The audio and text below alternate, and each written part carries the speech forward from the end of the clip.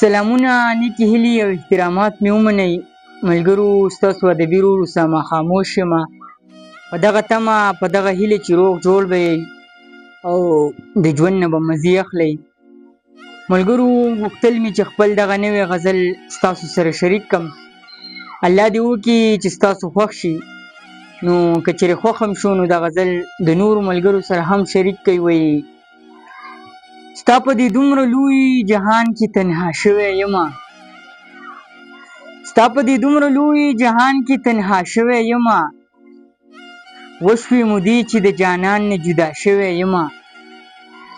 او هغه چې ما به یې په سر باندې شرطونه تړل،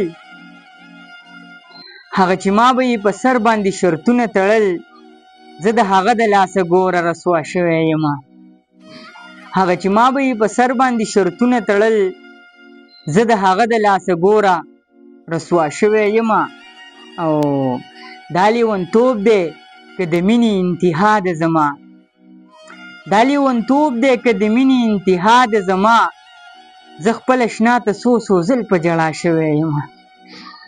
دا لیونتوب دی که د مینې انتها ده زما، زه خپله شنا ته څو ځل په ژړا شوی یمه.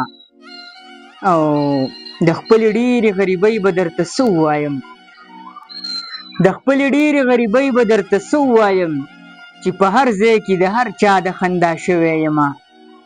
او زه د هغو خلکو په لاره ځم چې امن غواړي، زه د هغو خلکو په لاره ځم چې امن غواړي، چې امن نه غواړي نو زه ترې په شا شوی یمه.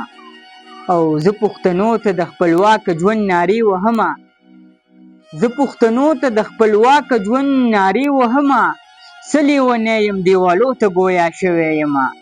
او جانانه زه خاموش په تا به ولې ننګ نه کوم، جانانه زه خاموش په تا به ولې ننګ نه کوم، یمه پښتون د یو دادا نه پیدا شوی یمه، یمه پښتون د یو دادا نه پیدا شوی یمه.